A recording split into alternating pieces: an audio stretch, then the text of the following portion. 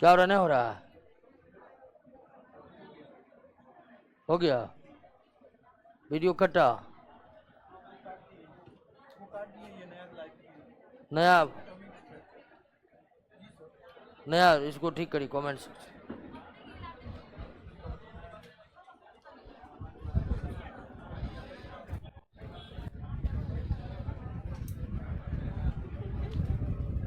पहला दूसरा हो गया ना। चलिए क्वेश्चनों करवाइए दिए हैं। पहला दूसरा क्वेश्चन याद कर लिए हैं।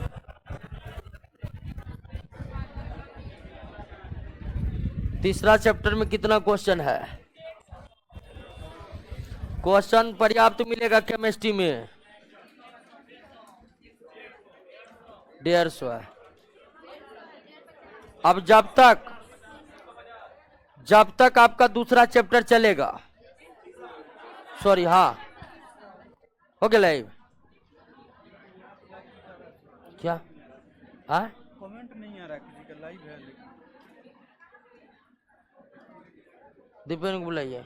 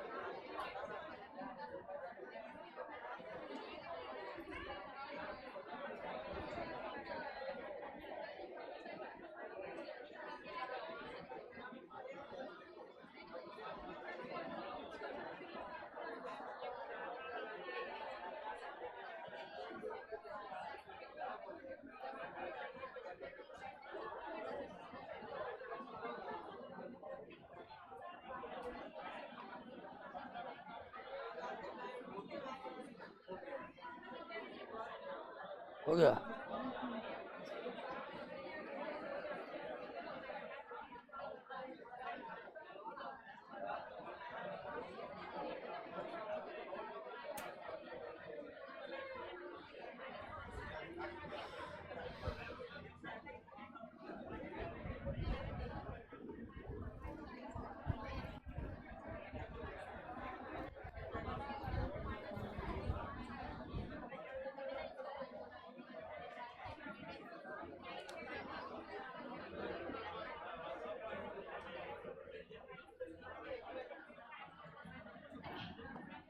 चलिए ध्यान दीजिए, अगला चैप्टर क्या है?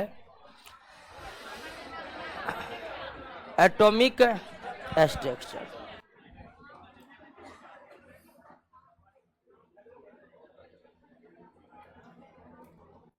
एटॉमिक स्ट्रक्चर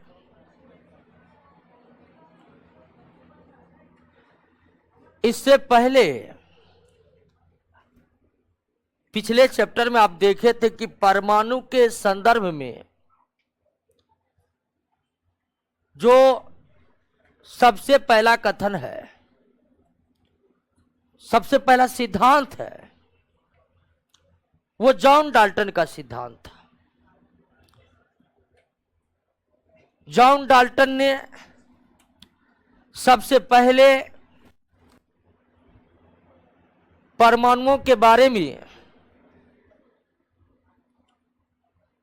सिद्धांत दिया, लेकिन आगे चलकर उनके सिद्धांत गलत हो गया, ये भी बात आप जानते हैं। और जब जॉन डाल्टन का सिद्धांत गलत हो गया,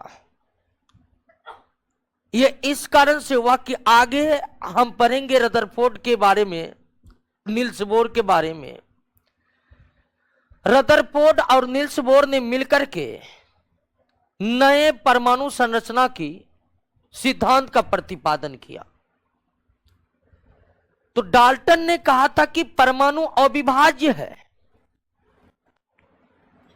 लेकिन बाद में पता चला कि परमाणु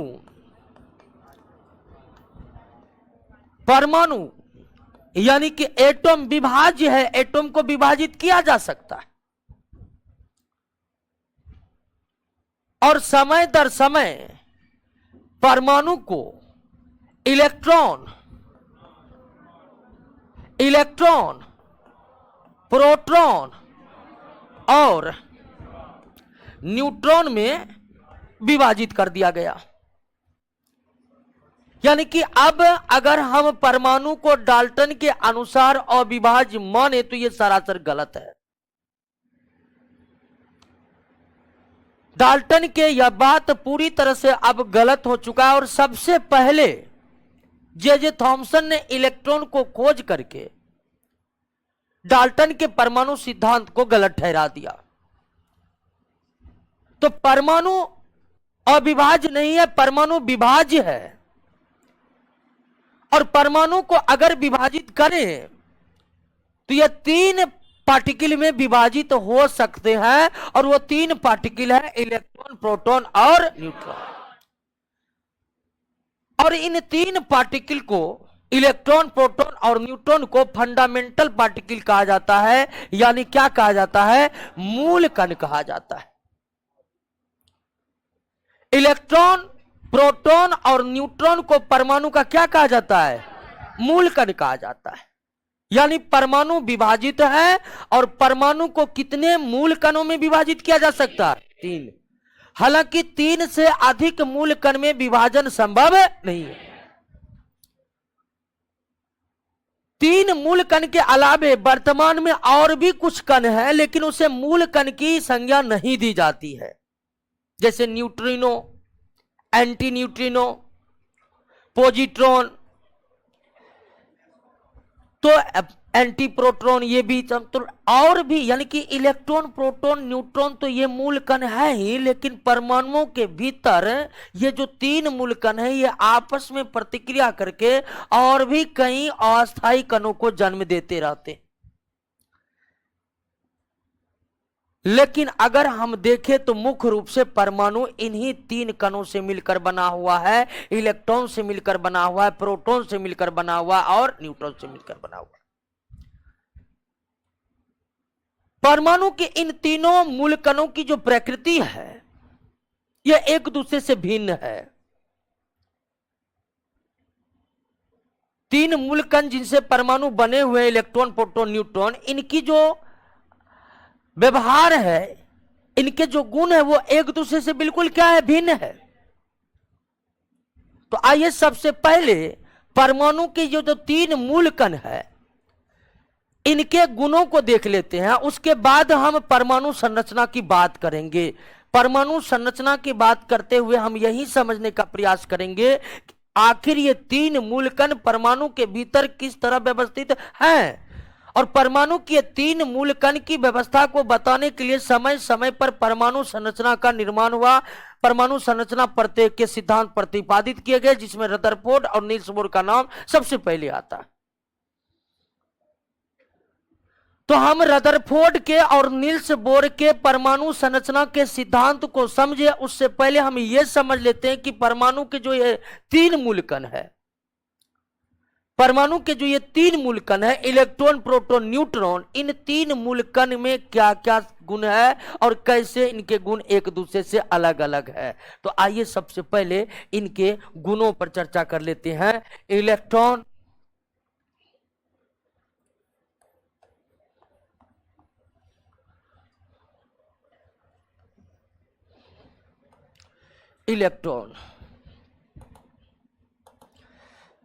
इतना तो जानते होंगे कि इलेक्ट्रॉन जो है यह कैसा कण है?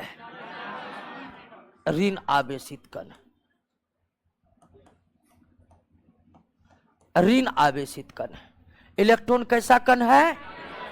और परमाणु के कितने मूल कण है? 3 मूल कण। और 3 मूल कणों में सबसे पहले इलेक्ट्रॉन की ही खोज हुई। तीन मूल कणों में सबसे पहले किसकी खोज हुई? इलेक्ट्रॉन की खोज हुई।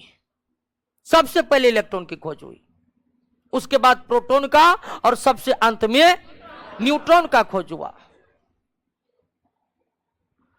अब इस इलेक्ट्रॉन का खोज जो है, इलेक्ट्रॉन का खोज किसने किया? जे टॉमसन ने किया। इलेक्ट्रॉन का खोज किसने किया? जे टॉमसन ने किया। और इन्होंने, जे टॉमसन ने इलेक्ट्रॉन का खोज कैसे किया, इनके एक्सपेरिमेंट को भी समझ लीजिए। जे टॉमसन के एक्सपेरिमेंट को भी समझ लीजिए कि कैसे इन्होंने खोज किया। 9th के बुक में आप पढ़े होंगे कि इन्होंने कांच का एक ट्यूब लिया, कांच का एक ट्यूब लिया, और ये डिस्चार्ज ट्यूब था, यानी कि इस ट्यूब के ऊपर भीतर कोई चार्ज नहीं था। उसके बाद इस कांच के डिस्चार्ज ट्यूब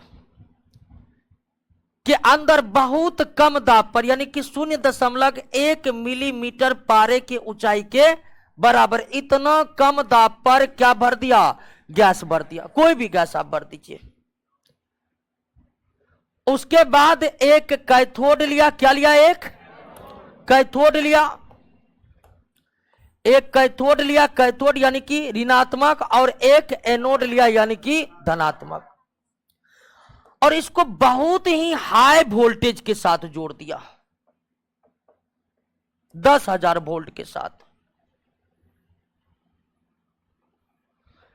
तो जे थॉमसन ने कांच का एक डिस्चार्ज ट्यूब लेकर उसके भीतर बहुत ही लो प्रेशर पर गैस भर दिया। फिर एक कैथोड लिया और एक एनोड इसके भीतर लिया, और उसको जोड़ा बहुत हाई वोल्टेज से, यानी कितना वोल्ट से? 10,000 वोल्ट से। और निश्चित ही आप कह सकते हैं ये 10,000 वोल्ट क्या है? डीसी है, क्योंकि डीसी में ही प्लस माइनस अलग अलग, यानी कि कैथोड एनोड का अस्तित्व हो सकता है। एसी में प्लस माइनस का कोई, यानी कैथोड एनोड का कोई अस्तित्व नहीं है। जैसे ही जे थॉमसन ने 10,000 वोल्ट सप्लाई किया, तो उन्होंने देखा कि कैथोड से कुछ किरणें निकलती है, कैथोड प्लेट से कुछ किरणें निकलती है, और जो सीधे गमन करती है किधर? एनोड की तरफ। जो सीधे गमन करती है किधर? एनोड की तरफ।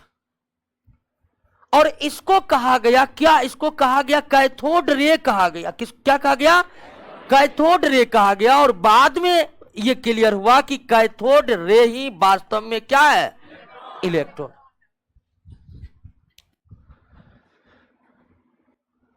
तो इलेक्ट्रॉन जो है वह एक ऋण आवेशित कण है, इस पर ऋण आवेश होता है। और इस इलेक्ट्रॉन की खोज किसने की? जे थॉमसन ने। और जे थॉमसन ने इलेक्ट्रॉन की खोज किस रूप में की? कैथोड रे के रूप में की, यानी कैथोड रे ही वास्तव में क्या है? इलेक्ट्रॉन। और इसको कैथोड रे जे थॉमसन ने इसलिए बोला था कि उन्होंने जो एक्सपेरिमेंट किए थे, तो वो जो किरणें निकल रहे थे, रे निकल रहे थे, वो किस प्लेट से निकल रहे थे? कैथोड प्लेट से निकल रहे थे, और सीधे एनोड की तरफ आकर्षित हो रहे थे। किरणें कैथोड प्लेट से निकलने के कारण जे थॉमसन ने उन्हें क्या कहा? कैथोड रे कहा। और बाद में कैथोड रे का ही पता चला कि यही वास्तव में क्या है? इलेक्ट्रॉन। तो जे थॉमसन ने इलेक्ट्रॉन की खोज किस रूप में की थी? या कैथोड रे ही क्या है? कैथोड रे क्या है? इलेक्ट्रॉन ही वास्तव में क्या है? यहां से एक प्रश्न पूछ दिया जाता है कि क्या कैथोड किरणें विद्युत चुंबकीय तरंग? नहीं, कैथोड किरणें विद्युत चुंबकीय तरंग नहीं है। विद्युत चुंबकीय तरंग वही जो गिने चुने जो है वही है।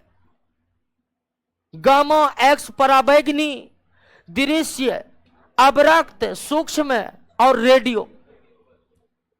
गामा एक्स पराबैंगनी, सूक्ष्म, दृश्य, अवरक्त और रेडियो तरंग ही विद्युत चुंबकीय तरंग है। कैथोड किरणें विद्युत चुंबकीय तरंग नहीं है, कैथोड किरणें इलेक्ट्रॉन किरणें। तो जे थॉमसन का एक्सपेरिमेंट देख लिए ना, और यह एक्सपेरिमेंट 9th के बुक में आप पढ़े भी होंगे। तो यहां पर कई तरह के एक्सपेरिमेंट जे थॉमसन ने के बीच में उन्होंने घिरनी लगा दिया तो देखा कि घिरनी नाचने लगा, इससे यह पता चला कि इलेक्ट्रॉन में द्रव्यमान भी होता है। फोटोग्राफिक प्लेट यहां पर लगा दिया तो ये किरणें धनात्मक प्लेट की ओर मुड़ने लगी, इससे ये पता चला कि ये कैथोड रे पर ऋणात्मक आवेश है, यानी इलेक्ट्रॉन पर ऋणात्मक आवेश है। तो कई तरह के एक्सपेरिमेंट जे थॉमसन ने किए थे, लेकिन मेन एक्सपेरिमेंट जो था जे थॉमसन का, मेन एक्सपेरिमेंट जो जे थॉमसन का था वो आपके सामने में हम रख दिए कि उन्होंने एक कांच का डिस्चार्ज ट्यूब लिया, उसमें बहुत ही लो प्रेशर पर कोई गैस लिया और उसके बाद उन्होंने एक कैथोड प्लेट और एक एनोड प्लेट बनाए और बहुत हाई वोल्टेज का डीसी इलेक्ट्रिक करंट प्रवाहित किया। तो उन्होंने देखा कि कैथोड के प्लेट से कई किरणें निकलकर एनोड की तरफ गमन कर रही है और इसे कैथोड किरणें कहा गया और आगे चलकर कैथोड किरणें का पहचान ही इलेक्ट्रॉन के रूप में हुआ।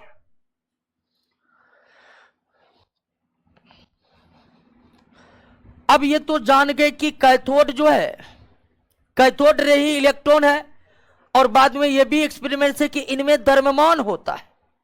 इनमें क्या होता है? द्रव्यमान होता है।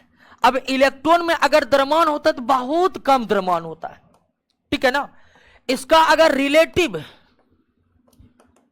रिलेटिव मास की बात करें तो रिलेटिव मास बहुत कम होता है, 1 mu/1838, यानी हाइड्रोजन परमाणु के द्रव्यमान के 1838वां भाग।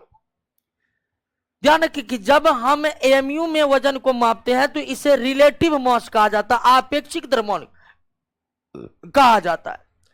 तो इलेक्ट्रॉन में तो द्रव्यमान है लेकिन बहुत कम है। आपेक्षिक या रिलेटिव मास कितना है? तो 1 mu/1838,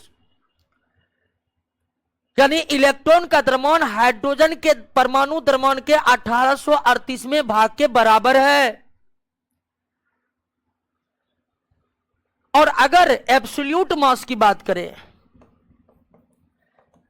एब्सोल्यूट मास की बात करें तो ये 9.11 गुना 10 के पावर -28 ग्राम, और अगर केजी में बदलेंगे तो 9.11 गुना 10 के पावर -31 केजी। तो ये है इस इलेक्ट्रॉन का एब्सोल्यूट मास, यानी कि निरपेक्ष द्रव्यमान जो बहुत कम है। और एमयू में अगर इलेक्ट्रॉन के द्रव्यमान को व्यक्त करेंगे तो इतना आएगा, यानी सीधा समझिए ना, इलेक्ट्रॉन का द्रव्यमान बहुत कम होता है, बहुत कम होता है, इतना कम कि इलेक्ट्रॉन के द्रव्यमान को नगण्य मान लिया जाता है, मतलब मान लिया जाता है कि इसमें द्रव्यमान है ही नहीं, इतना कम द्रव्यमान।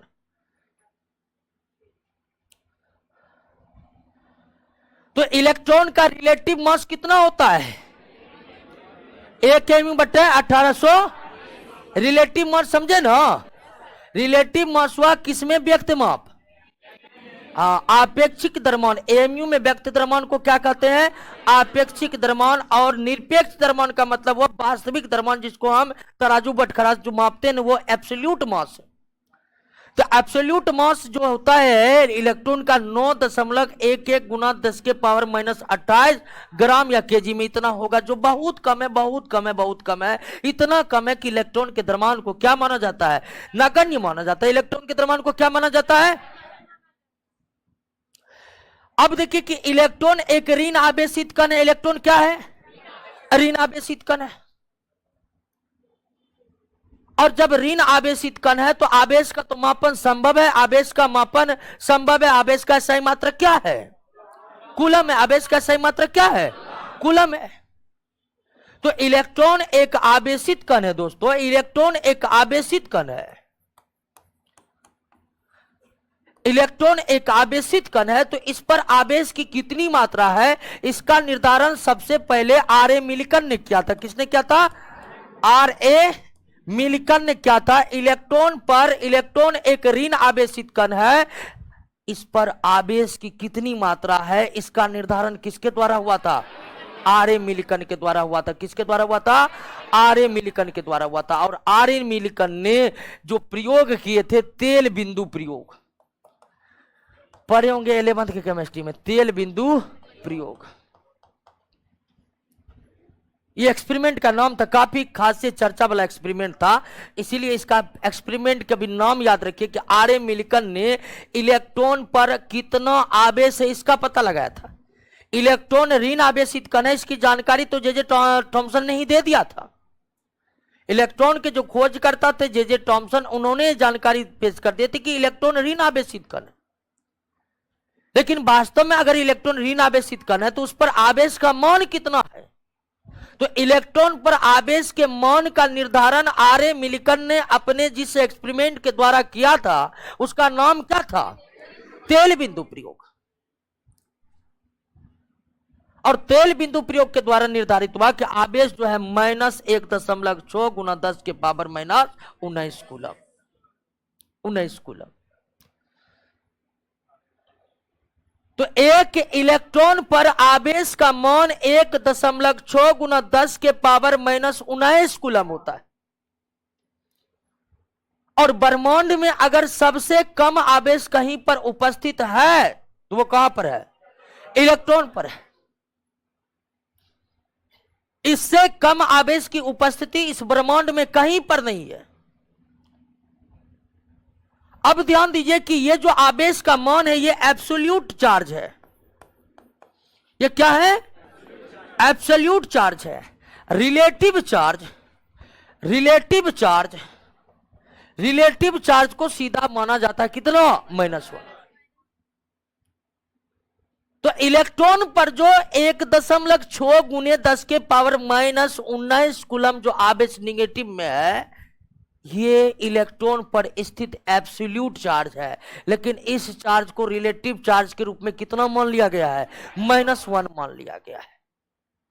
-1।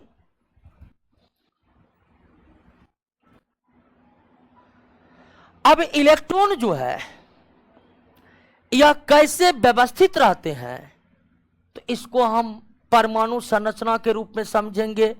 लेकिन इतनी बात तो क्लियर हो गया, इलेक्ट्रॉन कैसा कैसा कण है। इलेक्ट्रॉन परमाणु के मौलिक कण है। इलेक्ट्रॉन परमाणु के मौलिक कण है। 3 मौलिक कणों में सबसे पहले जिस मौलिक कण की खोज हुई कोष्ण की, इलेक्ट्रॉन परमाणु के मौलिक कण है। इलेक्ट्रॉन परमाणु के क्या है? मौलिक कण है। बफरिंग हो रहा है क्या? नहीं हो रहा, बफरिंग नहीं हो रहा है दोस्तों। एक बार ठीक से बैक कीजिए मोबाइल को, फिर से आइए। तो इलेक्ट्रॉन परमाणु के मौलिक कण है। मौलिक कण 3 है, जिसमें सबसे पहले किसकी खोज हुई? इलेक्ट्रॉन की खोज हुई। किसने खोजा? जे थॉमसन ने। जे थॉमसन ने इलेक्ट्रॉन की पहचान किस रूप में की? कैथोड किरण के रूप में। यानी कैथोड किरणों की धारा वास्तव में किसकी धारा है? इलेक्ट्रॉन की धारा है। अब इलेक्ट्रॉन जो है इसमें द्रव्यमान भी होता है, लेकिन इलेक्ट्रॉन का द्रव्यमान एमयू में बहुत रिलेटिव मास जो होता है वो 1 mu बटा 1838 और एब्सोल्यूट मास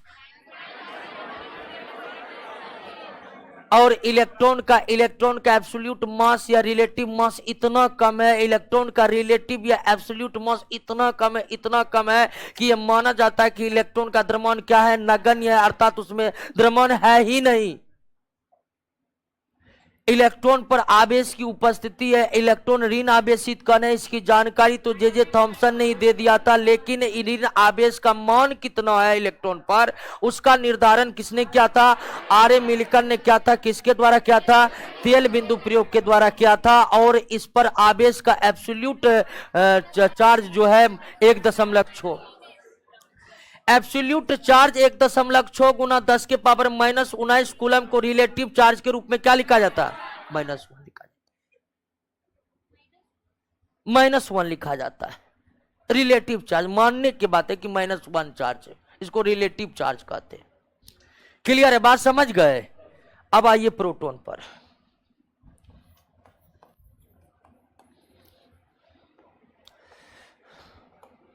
प्रोटॉन पर आइए।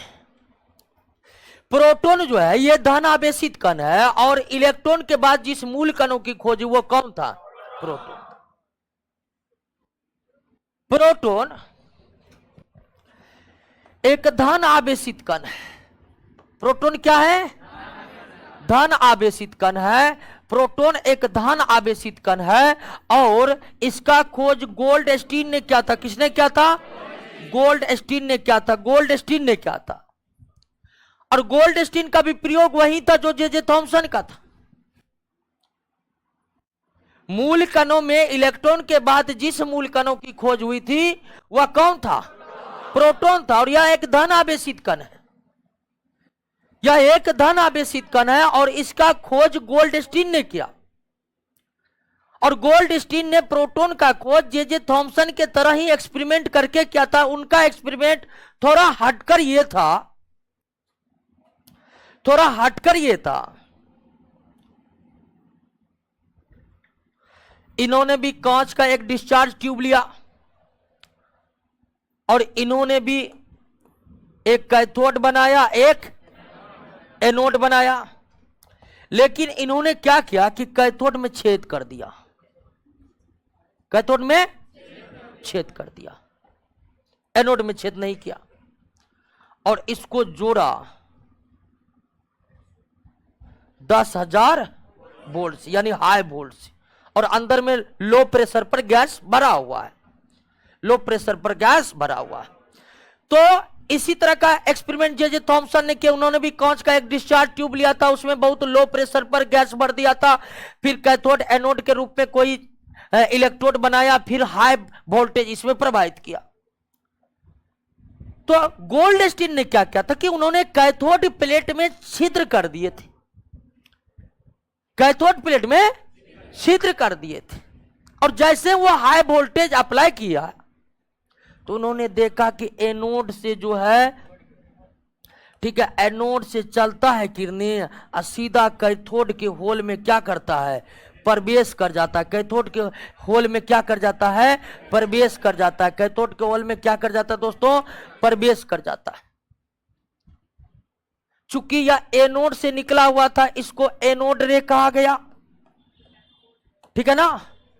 गोल्डस्टीन ने देखा कि ये किरणें एनोड प्लेट से निकल रही, तो इसे एनोड कहा गया।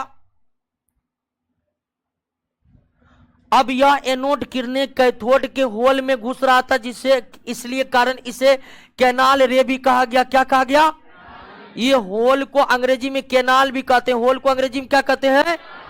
तो गोल्डस्टीन ने एनोड प्लेट से किरणें निकलने का इसे क्या कहा, एनोड रे का। आगे चलकर एनोड रे चूंकि कैथोड के होल यानी कैनाल में घुस जा रहे हैं, इसलिए इसे आगे चलकर और क्या कहा जाने लगा, यानी कि कैनाल रे एनोड रे एक ही है। और बाद में इसी कैनाल रे और एनोड रे की पहचान किस रूप में की गई, प्रोटॉन के रूप में की गई। तो जिस तरह जे थॉमसन ने कैथोड रे की पहचान कर इलेक्ट्रॉन का खोज किया, उसी तरह गोल्डस्टीन ने किसकी पहचान की थी, एनोड और कैनाल रे की पहचान की थी। और आगे चलकर एनोड और कैनाल रे की पहचान किस रूप में हुई, प्रोटॉन के रूप में। गोल्डस्टीन बस यहीं तक रुक गए थे। गोल्डस्टीन ने प्रोटॉन के अस्तित्व का पूरी तरह से पता नहीं लगाए थे, लेकिन वो पूरी तरह से किसका पता लगा चुके थे, एनोड रे और कैनाल रे के। और बाद के वैज्ञानिक विश्लेषणों में यह पता चला कि एनोड रे और कैनाल रे ही वास्तव में क्या है, प्रोटॉन है। तो कैथोड रे इलेक्ट्रॉन, एनोड रे कैनाल रे भी, एनोड रे कैनाल रे पर्यायवाची है, ये अलग अलग नहीं है। और दोनों ही इलेक्ट्रोमैग्नेटिक वेव नहीं, इलेक्ट्रोमैग्नेटिक वेव नहीं है, यानी विद्युत चुंबकीय तरंग। ना ही कैथोड रे विद्युत चुंबकीय तरंग है, ना ही एनोड रे विद्युत चुंबकीय तरंग है, और ना ही कैनाल रे विद्युत चुंबकीय तरंग है। तो एक बात समझ गए ना, कैथोड रे की पहचान इलेक्ट्रॉन के रूप में जे थॉमसन ने की, और बाद में गोल्डस्टीन ने जो एनोड किरणों का अस्तित्व का पता लगाया, बाद में उसी का पता चला कि यही तो वास्तव में क्या है, प्रोटॉन है। तो प्रोटॉन का खोजकर्ता भी कौन माने गए, गोल्डस्टीन माने गए, क्योंकि एनोड रे की खोज उन्होंने की थी, और एनोड रे ही पहचान की गई प्रोटॉन के रूप में। क्लियर हो गया। अब आते हैं प्रोटॉन के एब्सोल्यूट मास पर। एब्सोल्यूट मास सबसे पहले प्रोटॉन का जो रिलेटिव मास और एब्सोल्यूट मास में आप डिफरेंस समझ रहे हैं ना। रिलेटिव मास मतलब एमयू में व्यक्त मास, और एब्सोल्यूट मास मतलब कितना वास्तव में उसका द्रव्यमान है। तो रिलेटिव मास होता है 1 एमयू, कितना, और इलेक्ट्रॉन का रिलेटिव मास 1 एमयू बटे 1838, 1 एमयू बटे 1838। क्लियर बात समझ गए ना। अब ध्यान दीजिए कि अगर आपसे पूछ दे कि प्रोटॉन का द्रव्यमान इलेक्ट्रॉन के द्रव्यमान का कितना गुना है, इलेक्ट्रॉन का द्रव्यमान प्रोटॉन का द्रव्यमान कितना गुना है, 1838 गुना है।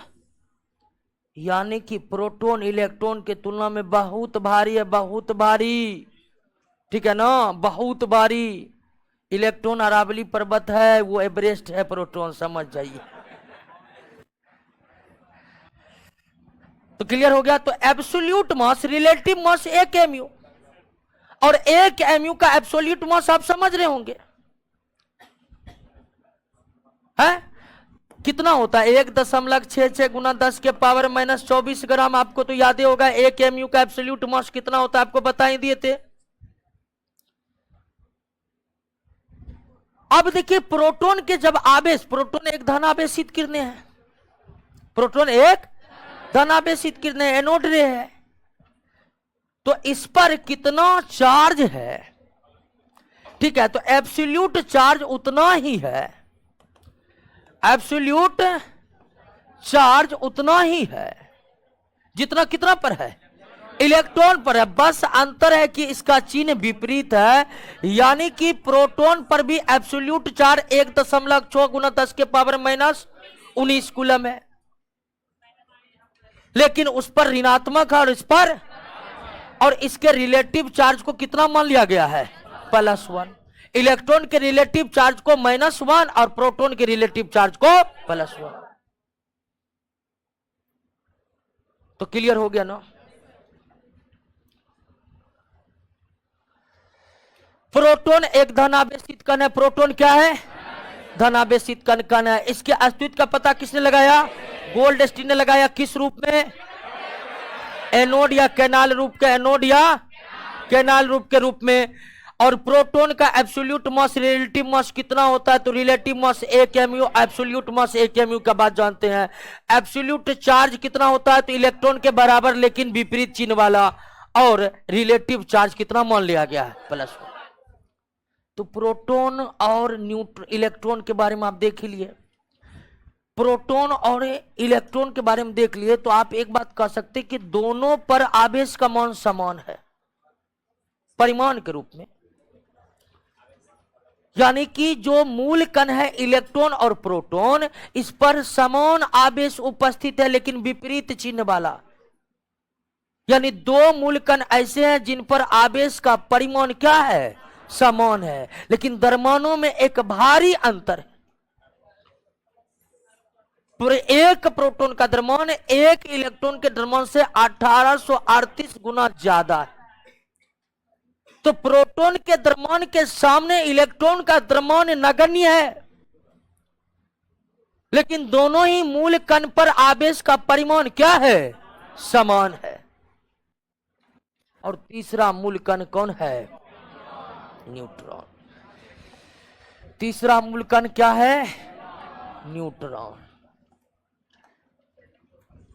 मौलिक कणों के रूप में, मौलिक कणों के रूप में सबसे अंत में किसका खोज हुआ था, न्यूट्रॉन का खोज। और न्यूट्रॉन का खोज जानते हैं सबसे पहले, बाद में क्यों हुआ। एक तो न्यूट्रॉन पर कोई आवेश नहीं है, इसलिए किसी आवेशित कणों से परमाणु के संरचना को पता करने की कोशिश की जाती थी। आवेशित कणों से परमाणु के संरचना को जब पता करने की कोशिश की जाती थी, तो उन आवेशित कणों को न्यूट्रॉन किसी भी तरह से प्रभावित नहीं करते थे। और न्यूट्रॉन जब किसी भी तरह से प्रभावित नहीं करते थे, तो परमाणु संरचना पर अध्ययन करने वाले वैज्ञानिकों को पता ही नहीं चलता था न्यूट्रॉन का। लेकिन बाद में देखा गया कि इलेक्ट्रॉन किसी भी परमाणु का जितना द्रव्यमान होने की अपेक्षा की जा रही थी, बाद में ये बिल्कुल क्लियर कर लिया गया। शुरुआत में जब दो मूलकण हुआ, इलेक्ट्रॉन और प्रोटॉन, ठीक है ना, जब दो मूलकण का पता चला, इलेक्ट्रॉन और प्रोटॉन, इलेक्ट्रॉन और प्रोटॉन का पता चला, तो वैज्ञानिक ये मानकर चल रहे थे कि परमाणु के भीतर इलेक्ट्रॉन और प्रोटॉन है, और हाइड्रोजन में एक प्रोटॉन होता है और एक इलेक्ट्रॉन होता है, और हाइड्रोजन का द्रव्यमान कितना होता है? 1 mu। हीलियम में 2 प्रोटॉन होता है और 2 इलेक्ट्रॉन होता है और 2 न्यूट्रॉन होता है, 2 न्यूट्रॉन होता है। लेकिन हाइड्रोजन में प्रोटॉन और इलेक्ट्रॉन की संख्या कितना? 2-2। तो जब वैज्ञानिकों को सिर्फ इलेक्ट्रॉन प्रोटॉन का द्रव्यमान पता था, तो उन्होंने हाइड्रोजन के द्रव्यमान को कितना काउंट किया? 1 mu, क्योंकि इसमें एक प्रोटॉन है, इलेक्ट्रॉन का द्रव्यमान तो नगण्य मानकर हम चल रहे, तो एक प्रोटॉन है, द्रव्यमान कितना? 1 mu। उसी तरह हीलियम में वैज्ञानिकों को 2 प्रोटॉन और 2 इलेक्ट्रॉन मिले, तो वैज्ञानिकों के अनुसार इसका द्रव्यमान कितना होनी चाहिए? रदरफोर्ड ने चेक किया, इसका निकल गया 4 mu। 2 प्रोटॉन 2 इलेक्ट्रॉन होता था, वैज्ञानिकों को इन्हीं दोनों की जानकारी थी, तो उन्होंने हीलियम में 2 प्रोटॉन था 2 इलेक्ट्रॉन था, इसका द्रव्यमान कितना निश्चित किया। लेकिन वास्तविकता जब पता करने लगा तो इसका द्रव्यमान कितना निकल रहा था? 4 mu। और सबसे पहले रदरफोर्ड ही नोटिस में लिया कि ये हो क्या रहा है, 2 प्रोटीन है 4 mu। रदरफोर्ड बहुत कोशिश किए, लेकिन न्यूट्रॉन तो आवेशहीन कण था, वो अल्फा मारते कुछ अल्फा का हो भी नहीं करता था, पता नहीं चलता था उसको। रदरफोर्ड भी प्रयास किए थे, उन्होंने देखा कि हाइड्रोजन और हीलियम के द्रव्यमान में इतना भारी अंतर हो रहा है, उनके अनुसार से हीलियम का द्रव्यमान 2 mu होनी चाहिए थी, क्योंकि हाइड्रोजन में 1 है, इसमें 2 प्रोटॉन 2 होनी चाहिए, लेकिन हो रहा था कितना? तब रदरफोर्ड को यह अनुभव हो गया कि जरूर कुछ न कुछ और है, और पता हमें इसलिए नहीं चल रहा है क्योंकि उस पर आवेश नहीं है। आवेश नहीं होने के कारण किसी भी आवेशित कणों के साथ वो कोई व्यवहार नहीं करेंगे। तो रदरफोर्ड तो न्यूट्रॉन के अस्तित्व का पता नहीं लगाया, लेकिन वो सबसे पहले ब्रिटेन में एक था रॉयल सोसाइटी, उसमें वो भाषण दे रहे थे। अब भाषण देते देते जिक्र कर गए कि जरूर कुछ ना कुछ है जिसका पता अभी नहीं लग रहा है, लेकिन अंदर में कुछ ना कुछ है। अब रदरफोर्ड जैसे ही भाषण दिया, उसके बाद सब वैज्ञानिक सीधे भिड़ गए, क्योंकि रदरफोर्ड एटॉमिक स्ट्रक्चर का पता उससे पहले लगा लिए थे।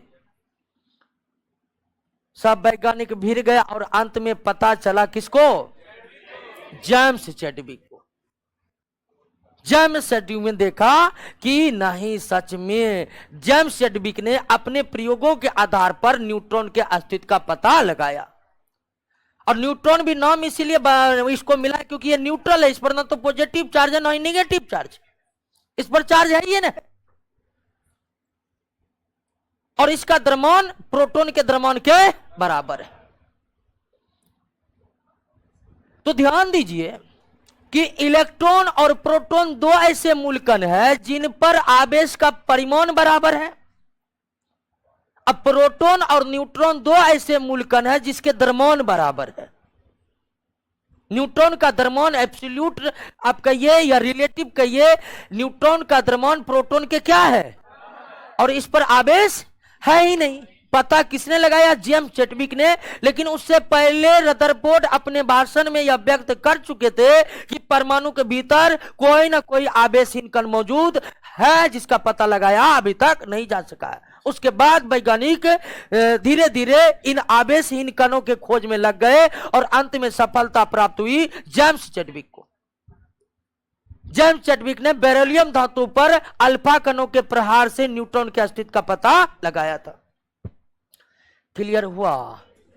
तीनों मूलकण तो समझ गए कि नहीं?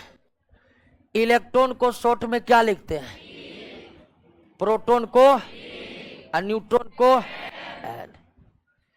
इलेक्ट्रॉन पर कौन आवेश?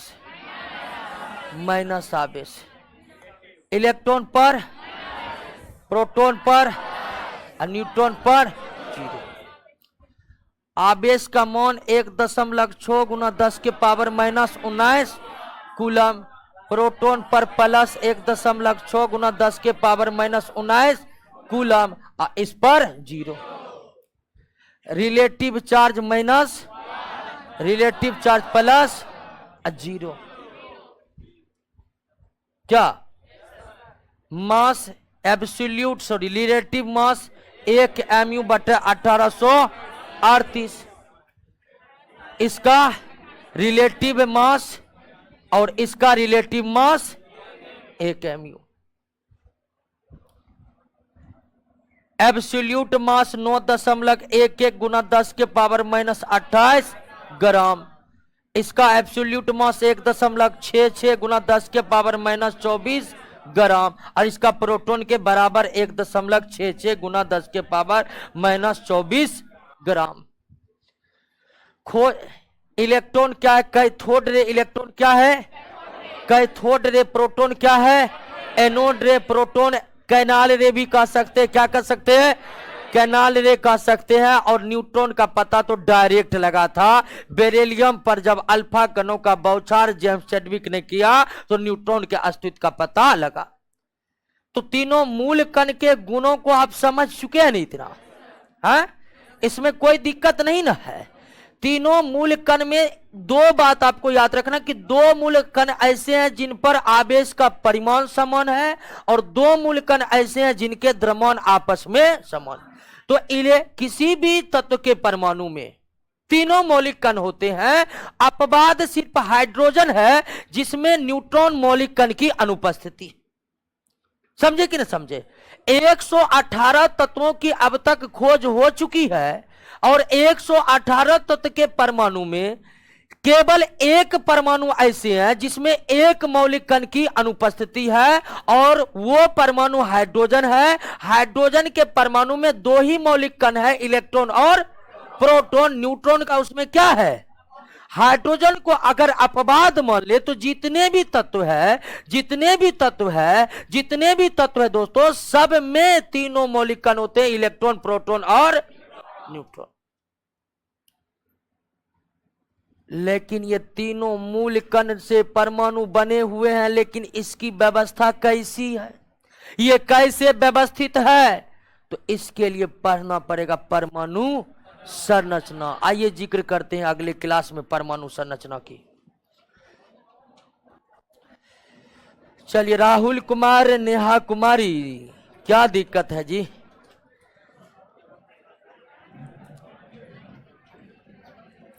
अब पूछिए ऑनलाइन वाले क्या क्या दिक्कत रह गया।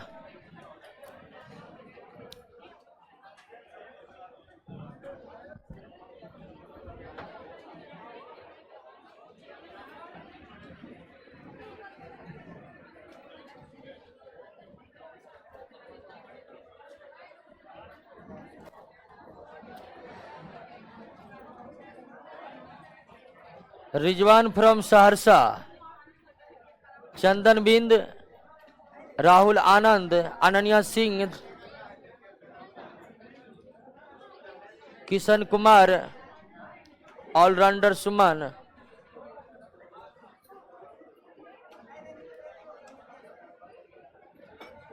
थोड़ा सा टफ लग रहा है। कोई टफ बात नहीं, आज तो सिर्फ परिचय दिए हैं।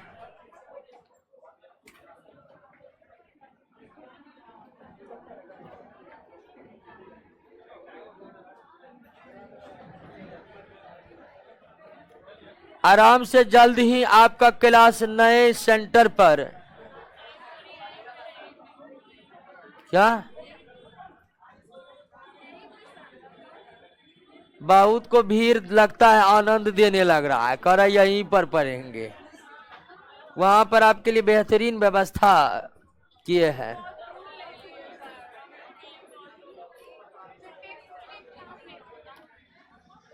अरे आपको जहां भी होगा जाना है क्या? यहाँ पर होगा यहाँ पे रहना है, वहां पर होगा वहां पर जाना है। आपको तो दरोगा बनना है, पूरा बिहार घूमना पड़ेगा, ठीक है? सुबह पश्चिमी चंपारण में और शाम में सरकार समस्तीपुर भेजेगा। ठीक है।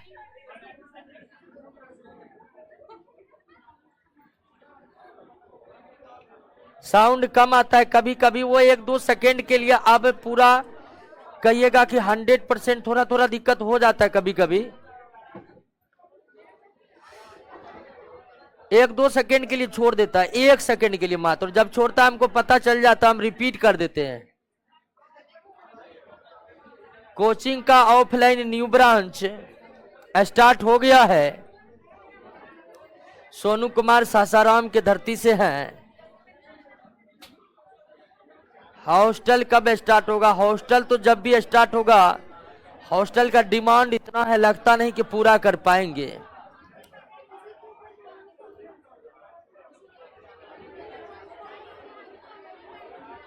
नीचे वाला एक बार समझा दीजिए। नीचे वाला तो ये एब्सोल्यूट ग्राम है। एब्सोल्यूट ग्राम जिसको हम तराजू पर तौलते हैं ना, जैसे हम 1 केजी प्याज लेते तो वो 1 केजी उसका एब्सोल्यूट मास है। तो उस तरह से इलेक्ट्रॉन का एब्सोल्यूट मास इतना है। हर और एएमयू में हम आपको बताए थे कि परमाणु का द्रव्यमान एएमयू में मापा जाता है। तो एएमयू के माप को रिलेटिव मास कहा जाता है, और एक्चुअल जो द्रव्यमान है वास्तव में उसको एब्सोल्यूट मास कहा जाता है। शशि कुमार शर्मा,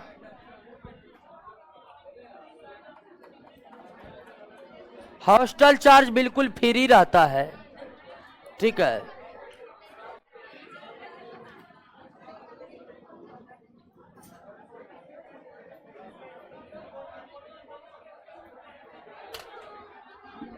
हो गया बंद।